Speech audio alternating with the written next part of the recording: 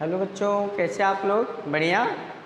चलिए आज हम लोग एलसीआर सर्किट जो परिपथ चल रहा हम लोगों का, उसमें लास्ट परिपथ है।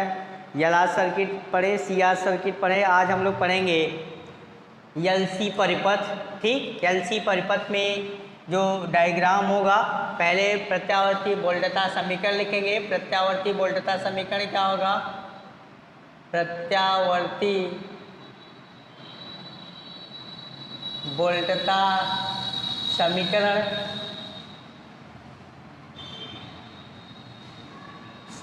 क्या होता है? V equal to V naught sine omega T, sine omega T. ये क्वेश्चन नंबर 1 हो गया। सर्किट कैसे बनेगा वो देख लेते हैं हम लोग। तो यल है तो पहले यल यानी प्रेरकत्व लगा देते हैं। जब परिपथ में प्रेरकत्व तथा धारिती प्रतिरोध C हो, L हो गया, ये C हो गया, ठीक है ना। ये यहाँ पे आप AC सर्किट का सिंबल बना देते हैं ना। AC सर्किट का सिंबल यानी AC परिपथ का सोर्स बना दिया आपने। कोई स्रोत है, चलिए यहाँ पे आई धारा बह रही है आपकी, इसका पोटेंशियल है। तो जो इक्वेशन लिखेंगे आप, यदि फेजर डायग्राम बनाएंगे तो फेजर डायग्राम में क्या होगा बेटा? फेजर डायग्राम में V और L यानी कुछ इस तरह का इक्वेशन बनता है इसका, ठीक है ना।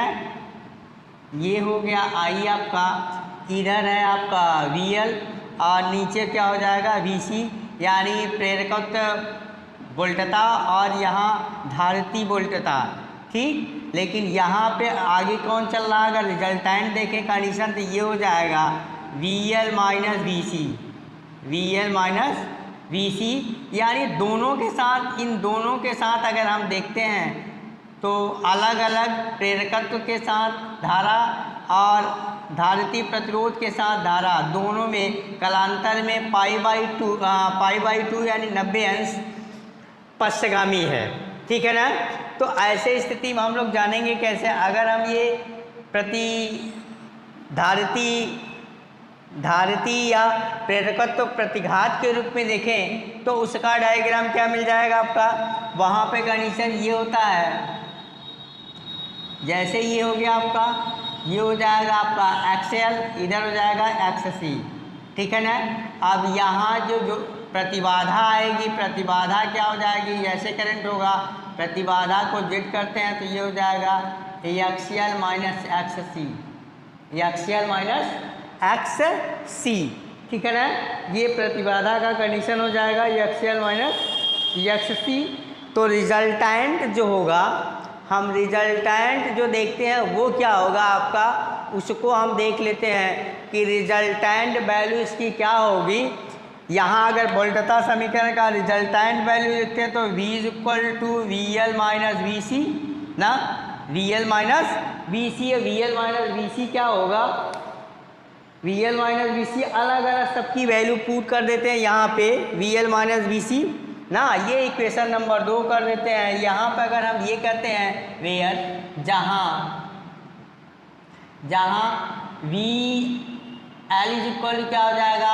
IXL और VC इज इक्वल क्या हो जाएगा? IXC और V इज इक्वल क्या हो जाएगा? IR, V इज इक्वल क्या हो जाएगा आपका? IR। अगर हम ये वैल्यू सब यहाँ पुट कर देते हैं तो क्या मिल जाएगा? यार प्रतिबाधा के रूप में हम निकालते हैं, ठीक, प्रतिबाधा के रूप में निकालते हैं तो इसकी ये वैल्यू होगी। तो हम क्या पूछेंगे? चूँकि V/I होता है प्रतिबाधा, उस फॉर्म में लिखते हैं तो यहाँ वैल्यू पुट कर देते हैं सबका। तो क्या हो जाएगा क्वेश्चन नंबर 2 में? ये सारी वैल्यू जो आती है कहाँ पुट कर देंगे? इक्वेशन नंबर, समीकरण नंबर 2 में। तो क्या हो जाएगा? V इक्वल टू मिल जाएगा आपको यहाँ VL के मतलब IXL माइनस IXC, I आप कॉमन आउट ले लेते हैं तो क्या बन जाएगा? सारी ये L है ना, L माइनस XC, ठीक। I को इस तरफ ट्रांसफर करते हैं तो V/I इक्वल क्या हो जाएगा? XL माइनस XC, ठीक। तो V/I क्या होता है? ये Z, V/I क्या हो जाएगा? Z। ये Z इज इक्वल टू क्या हो जाएगा? XL माइनस XC, ठीक, XL माइनस यक्ष सी, ठीक है। ये आ गया एलसी परिपथ का, एलसी परिपथ का प्रतिबाधा। क्या गया बेटा? एलसी परिपथ का क्या आ गया?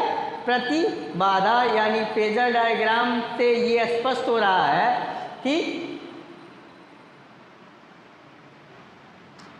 यहाँ फेजर डायग्राम अगर हम देखते हैं तो यहाँ फेजर डायग्राम में ये क्लियर हो रहा है कि धारा जो है वोल्टता से कलांतर में π/2 यानी 90 अंश का अंतर है। कितने का? 90 अंश का अंतर है। देख रहे हैं दोनों के साथ 90 अंश का, चाहे इसको ले लीजिए, चाहे VL को ले लीजिए, चाहे VC को ले लीजिए। तो हम ये फेजर डायग्राम के द्वारा अगर हम ये कहें कि फिगर नंबर A है, ये फिगर नंबर B है और ये फिगर नंबर C है, तो फिगर B से ना, फिगर B से यानी ये चित्र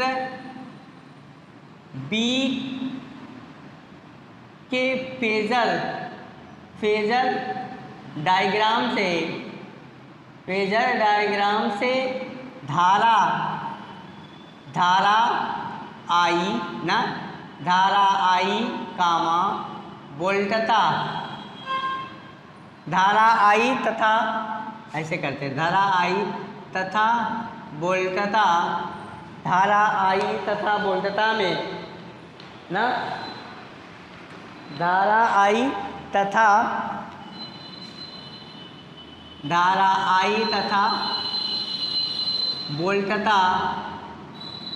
वोल्टता में, धारा I तथा वोल्टता में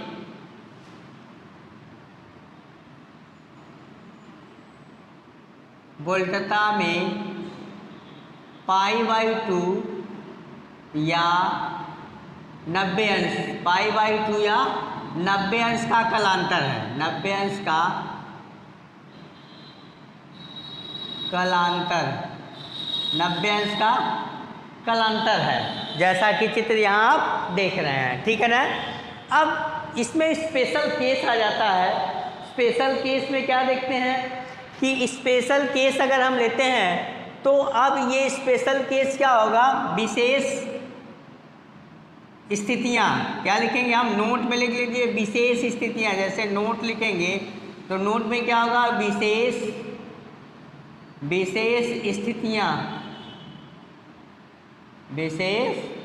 स्थितियाँ, ठीक। तो पहली स्थिति है कि XL is greater than XC, यानी प्रेरकत्व प्रतिघात धारिती प्रतिघात से बड़ा होगा तब परिपथ कैसा व्यवहार करेगा।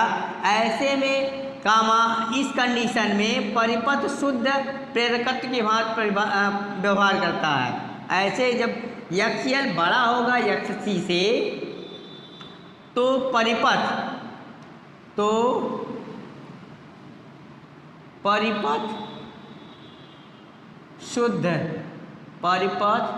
शुद्ध प्रेरकत्व शुद्ध प्रेरकत्व, ऐसे लिख देते हैं, शुद्ध प्रेरकत्व की भांति व्यवहार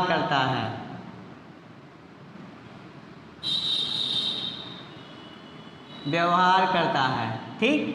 दूसरा कंडीशन ये है, ठीक। दूसरा कंडीशन क्या है कि यदि दूसरा कंडीशन जैसे है कि दूसरा कंडीशन क्या होगा कि XL is less than XC, XL is less than XC, तब क्या होगा? यानी इसमें है कि जब प्रेरकत्व प्रतिघात जो है, ठीक है ना, प्रेरकत्व प्रतिघात धारिती प्रतिघात से बड़ा है तो परिपथ कैसा व्यवहार करेगा? तो परिपथ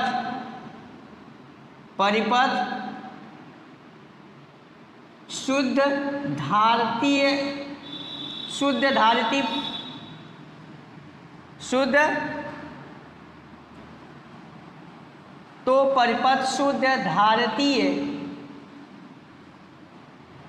तो परिपथ शुद्ध वर्ण नहीं बन पा रहा, तो परिपथ शुद्ध प्रेरकत्व की भांति व्यवहार करता है, तो परिपथ शुद्ध धारितीय प्रतिरोध की धारितीय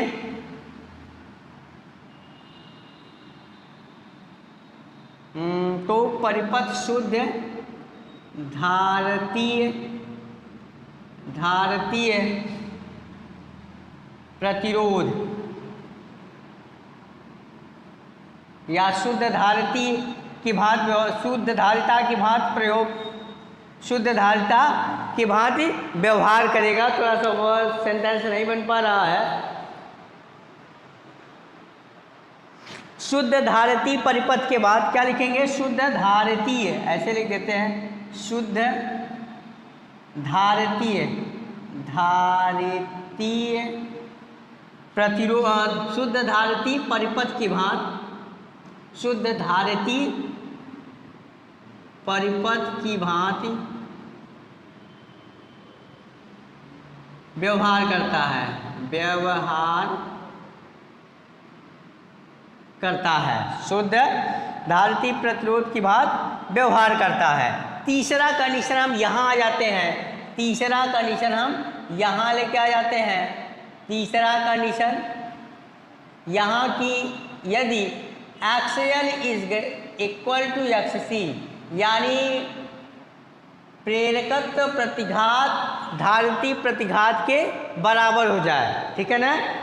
क्या हो जाए कि प्रेरकत्व प्रतिघात धारितीय प्रतिघात के बराबर हो जाए, तब क्या होगा? ऐसे कंडीशन में ये परिपथ अनुनादी परिपथ कह रहा, तो परिपथ तो क्या हो जाएगा? परिपथ अनुनादी हो जाता है, अनुनादी परिपथ कहलाता है, परिपथ कहलाता है, अनुनादी परिपथ कहलाता है। अर्थात सबकी वैल्यू रख देंगे तो एक्सएल की वैल्यू क्या होगी? यहाँ से एक्सएल ओमेगा एल, और ये बराबर क्या हो जाएगा? 1/ओमेगा सी ना, 1/ओमेगा सी। तो यहाँ मल्टीप्लाई करेंगे तो ओमेगा स्क्वायर इक्वल टू क्या आ जाएगा? 1/LC, 1/LC, ठीक। इसका मतलब कि ओमेगा इज इक्वल टू क्या हो गया बेटा? 1/√LC ना, 1/LC। ये एक फार्मूला मिल गया यहाँ पे, यानी ओमेगा की वैल्यू निकालने के लिए अनुनादी परिपथ में। अब ये अनुनादी परिपथ की हम क्या निकालेंगे? फ्रीक्वेंसी। क्या निकालेंगे? अनुनादी परिपथ की फ्रीक्वेंसी निकालेंगे। तो अनुनादी परिपथ का फ्रीक्वेंसी आवृत्ति क्या होगा? अनुनादी परिपथ की आवृत्ति को हम एफ लिखते हैं। एफ इज इक्वल टू क्या हो जाएगा? यहाँ देखो W is equal to 2πf होता है, तो एफ इज इक्वल टू क्या हो जाएगा बेटा? ओमेगा/2π, यानी ओमेगा/2π। इसका मतलब ओमेगा बराबर ये था, तो यहाँ हो जाएगा 1/2π√LC, ठीक है ना? ये हो गया अनुनादी परिपथ का, अनुनादी परिपथ की आवृत्ति यानी फ्रीक्वेंसी, ठीक है ना?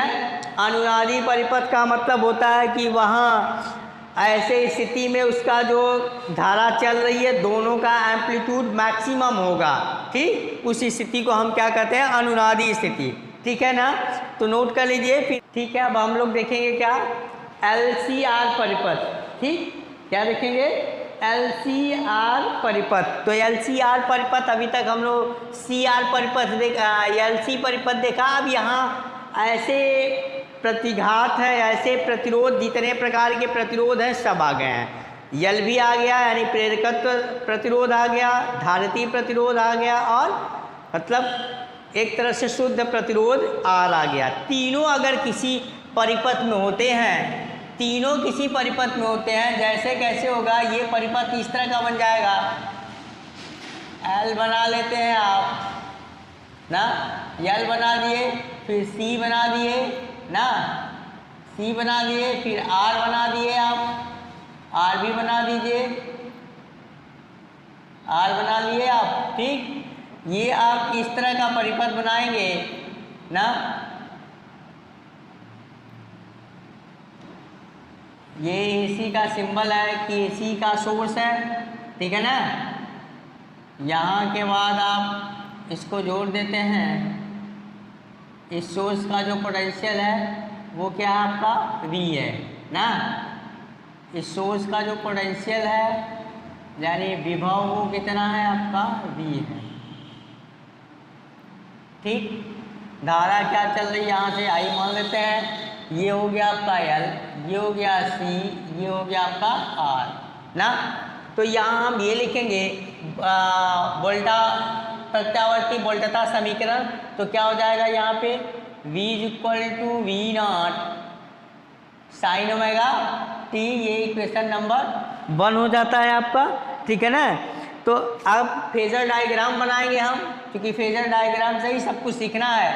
फेजर डायग्राम बनाएंगे, फेजर डायग्राम ना, फेजर डायग्राम बना लेते हैं। तो कैसा कंडीशन ये किस में बनेगा, V और L, अभी आपने L और C देखा, इसका मतलब कि ऐसे कंडीशन में यहाँ बना लेते हैं क्रम से, ठीक। ये हो गया आपका VL, ये हो जाएगा VC, ठीक। लेकिन R भी है तो यहाँ एक कंडीशन ऐसे ये हो जाएगा आपका I यानी R, इसका एक रिजल्टेंट बनाते हैं हम ना। ये जो होगा वो बन जाता है आपका V रिजल्टेंट, जो इसका कलांतर है फाई, यहाँ क्या हो जाएगा VR, ठीक। करंट यहाँ आप देख रहे हैं कि VL - VC यानी इस पॉइंट पे अगर लिखेंगे तो क्या हो जाएगा VL - VC, VL - VC। और ये तो हो गया कि यानी प्रेरकत्व वोल्टेज तथा धारिती वोल्टेज के धारिती वोल्टता के बीच जो डायग्राम आपने बनाया। अब अगर हम धारिती प्रतिघात के रूप में इसका डायग्राम बनाए तब कैसे होगा, धारिती प्रतिघात ये हो गया आपका, इसका मतलब यहाँ हो जाएगा XL, यहाँ हो जाएगा आपका XC ना, ये हो गया आपका XC, ठीक। यहाँ सेम उसी तरह से इधर करंट चल रही है आपका ना, यहाँ पे आप दिखा रहे हैं रिजल्टेंट आपका, इसका ये हो गया आपका रिजल्टेंट यानी परिणामी, ठीक। इसको Z कहेंगे। प्रतिबाधा, प्रतिबाधा इसके साथ फाई एंगल बना रहा है ना, फाई एंगल बना रहा है। तो अब फाई एंगल बनाने को XL और XC लिखेंगे, वो वैल्यू होगी क्या है आपकी, यहाँ हो गया आपका R ना, और यहाँ पे इस पॉइंट पे क्या हो जाएगा यानी XL - XC, XL - XC। तो यहाँ हम पहले रिजल्टेंट वोल्टता लिखते हैं, उसी के फॉर्म में लिख लेंगे। ये आपका फिगर A है और ये फिगर B है और ये फिगर C है आपका, ठीक है ना। तो ये फेजर डायग्राम है। फेजर डायग्राम से यहाँ आप देख सकते हैं कि यहाँ जो परिणामी है वोल्टता, वो धारा से परिणामी यानी जो धारा ये है I प्रत्यावर्ती धारा, उसके साथ प्रत्यावर्ती वोल्टता लगा हुआ है। यहाँ जो L है उसके साथ प्रेरकत्व वोल्टता लगा हुआ है, यहाँ धारिता है, इस नाते धारिती वोल्टता लगा हुआ है, और इसका परिणाम धारा के साथ फाई कलांतर पे हो रहा है। यानी फेजर डायग्राम से ये कह सकते हैं कि यहाँ अलग अलग कंडीशन लगाएंगे कि कब XL बड़ा है और XC बड़ा है। तो पहले हम लोग वोल्टता का परिणाम ज्ञात कर लेते हैं ना, वोल्टता का परिणाम ज्ञात कर लेते हैं फेजर डायग्राम। तो V = क्या लिखेंगे हम, V = यहाँ V² हो जाएगा, यहाँ से देखिए ऐसे कंडीशन पे V² लिखेंगे तो ये हो गया आपका यहाँ से यहाँ तक कंडीशन की VR ना, तो ये इसका स्क्वायर प्लस ये इसका स्क्वायर, तो यहाँ से यहाँ तक VR हो गया, यहाँ से यहाँ तक क्या हो गया VL - VC। इसका मतलब हो जाएगा VR का स्क्वायर प्लस VL - VC का होल स्क्वायर ना। जहाँ ये VR और VC की वैल्यू लिख देते हैं, VR = क्या हो जाएगा IR ना, VL = क्या हो जाएगा आपका VL = IXL, और फिर B C is equal to क्या हो जाएगा आई एक्स सी।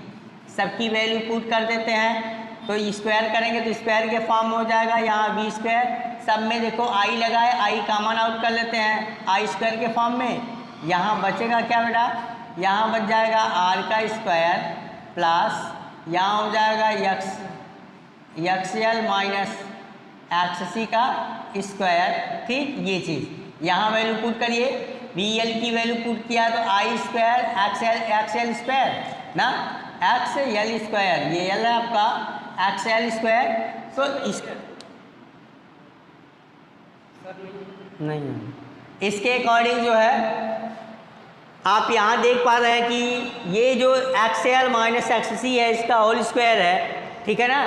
तो अब हम आई को इधर ट्रांसफर करेंगे तो क्या मिल जाएगा आपका V square upon I square is equal to क्या हो जाएगा R square plus X L minus X C का होल स्क्वायर। ठीक है, तो यहाँ वी अपॉन आई क्या होता है, जेड होता है, तो इसका स्क्वायर होता है कि ये जेड स्क्वायर आ जाएगा, जेड स्क्वायर क्या हो जाएगा R square plus X L minus X C का होल स्क्वायर। स्क्वायर रूट ले लीजिए, जेड इज इक्वल टू क्या हो जाएगा, ये आ जाएगा under root R square plus X L minus X C का होल स्क्वायर। ठीक है ना, ये आ गई प्रतिबाधा किसकी, एल आर सर्किट की। ठीक है ना, ये एल आर सर्किट की आ गई आपकी प्रतिबाधा। ठीक है ना, एल आर सर्किट की क्या आ गई, प्रतिबाधा आ गई। यहाँ से आप एल आर सर्किट की प्रतिबाधा निकाल सकते हैं। ठीक है ना, एल आर सर्किट की प्रतिबाधा निकाल सकते हैं। ठीक है, अब ऐसे कंडीशन में अगर फाई हमको निकालना होगा तब क्या करेंगे, यहाँ से फाई अगर हमको निकालना है तो क्या कर पाएंगे हम, फाई निकालना होगा तो क्या करेंगे हम, फाई देखिए यहाँ tan फाई की वैल्यू ले लेते हैं, तो tan फाई ना कलांतर निकाल रहे हैं, यहाँ आ जाते हैं कलांतर निकाल रहे हैं तो tan फाई ना, tan फाई, tan बराबर क्या होता है लंब बटे आधार, लंब ये हो गया आधार ये हो गया, इसका मतलब मिल जाएगा आपको वी एल माइनस वी सी ना अपॉन वी आर ना। इसको और क्या लिख सकते हैं बेटा, यहाँ लिख सकते हैं यानी I X L minus I X C upon I R common लेंगे तो कैंसिल आ जाएगा, बच जाएगा आपका X L minus X C upon R. ये क्या आ गया कलांतर tan फाई की वैल्यू ना, यानी फाई इक्वल टू क्या हो जाएगा tan inverse X L minus X C upon R. ठीक है ना, ये आ गया कलांतर, यहाँ से आप निकाल पाएंगे, क्या निकाल पाएंगे बेटा कलांतर। ठीक है ना, कलांतर निकाल लेते हैं। अब हम ये देखेंगे, अब हम कंडीशन ये देखते हैं कि कौन आगे चल रहा है कौन पीछे चल रहा है। कंडीशन लगाएंगे, फिर स्पेशल केस लेते हैं नोट वाला ना, स्पेशल केस लेते हैं। पहला स्पेशल केस है कि X L is greater than X C. अब यहाँ वाला कंडीशन देखिए कि एक्स एल माइनस कलांतर में कौन आगे कौन पीछे होगा, यहाँ से क्लियर करेंगे, इस नाते tan फाई यहाँ निकाला गया है ना। तो ये कंडीशन ये होगा कि अब ये शुद्ध प्रतिरोध का तो एक्स एल माइनस एक्स सी, इसका मतलब कि एक्स एल बड़ा है तो tan फाई क्या होगा पॉजिटिव, और ये इम्प्लॉइज क्या हो जाएगा, इसका मतलब बता रहा है ये कि tan जो होगा tan फाई की वैल्यू क्या हो जाएगी धनात्मक हो जाएगी, tan फाई की वैल्यू क्या हो जाएगी धनात्मक हो जाएगी ना, tan फाई की वैल्यू धनात्मक हो जाएगी। तो इसका मतलब कि धारा आई अगर tan फाई धनात्मक होता है इसका मतलब ये बड़ा होगा, तो धारा आई वोल्टता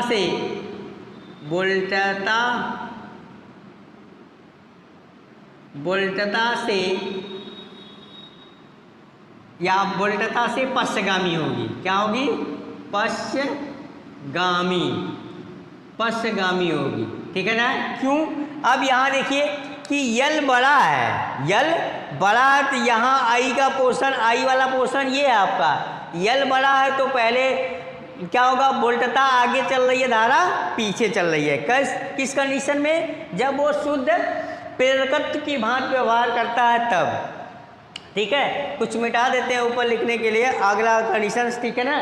तो देख लेते हैं हम लोग यहाँ पे, जैसे इरेज कर लेते हैं, क्या इधर इरेज कर दें, इधर वाली वैल्यू आप तो देख ही लिए होंगे, यहाँ से थोड़ा सा इरेज करते हैं हम लोग ना।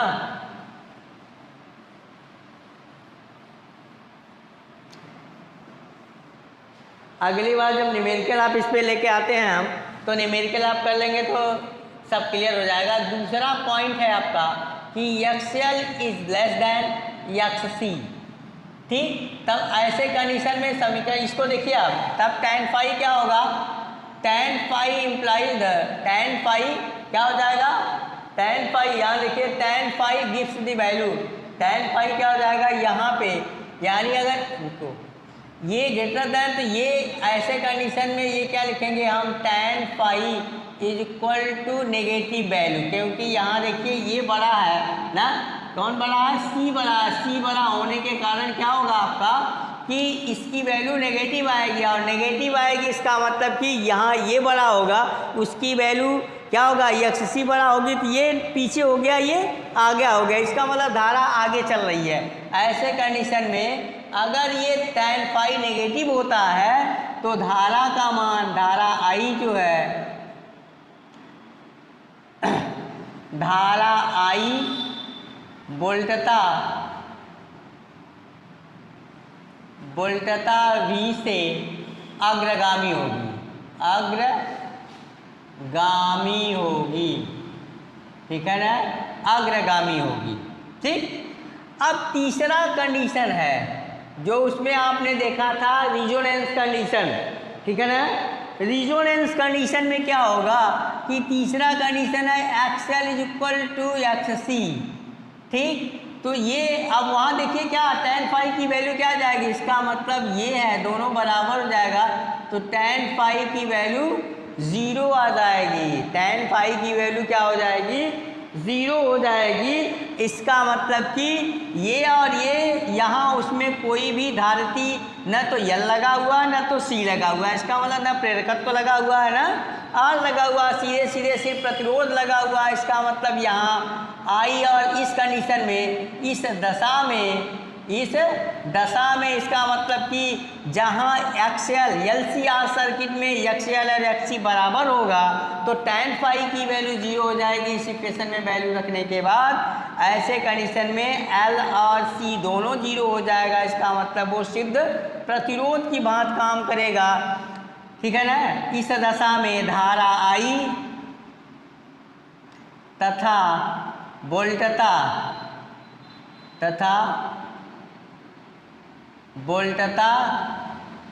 V समान कला में होंगे, समान कला में होंगे, ठीक है, समान कला में होंगे, ठीक। कोई दिक्कत बेटा, कोई दिक्कत नहीं है, इस पे डायरेक्ट न्यूमेरिकल आप कर सकते हैं। ये सिर्फ ये कंडीशन ग्राफ में देगा कि ये कंडीशन कैसे होगा LCR सर्किट, ठीक। LCR सर्किट इंपॉर्टेंट है बोर्ड के अकॉर्डिंग, क्योंकि ये सारे कंडीशन दिखाएंगे तो मैक्सिमम मार्क्स में आपसे पूछा जाता है विद द डायग्राम। अब इसके बाद हम देख लेते हैं इसका पावर, क्या देख लेते हैं, पावर देख लेते हैं हम। पावर क्या आ जाएगा आपका, ऐसे कंडीशन में हम P इज इक्वल टू कि पावर, इस सर्किट का पावर क्या होगा ना, शक्ति, क्या बोलते हैं इसको, शक्ति। तो ये पावर क्या होगा आपका वो हम निकालेंगे। तो पावर हम जानते हैं कि ये P is equal to VI होता है ना, तो V की वैल्यू यानी वोल्टता समीकरण लिखेंगे V0 साइन ओमेगा t, ठीक। अब ऐसे सर्किट में तो पाई बाई फिर I की वैल्यू लिखेंगे तो क्या हो जाएगा I0 sine omega t minus phi, अब कहेंगे क्यों आ गया माइनस फाई, इस नाते आ गया कि कला में एक आगे है एक पीछे है, ठीक है ना। इसका मतलब ये हो जाएगा कि V0 I0 sine omega t और sine omega t minus phi, ठीक। अब हम यहाँ एक फार्मूला लगाते हैं मैथ का, 2 से ऊपर नीचे डिवाइड कर देते हैं और मल्टीप्लाई भी कर देते हैं ना, अपान 2 इंटू लिख देते हैं 2 sine omega t into sine omega t minus phi.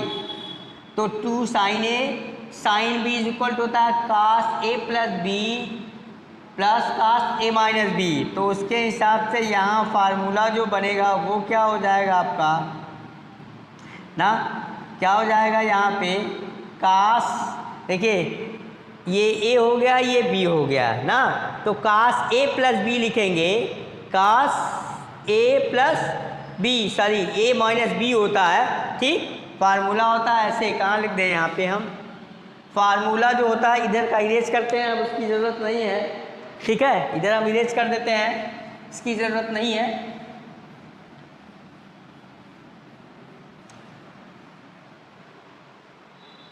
चलिए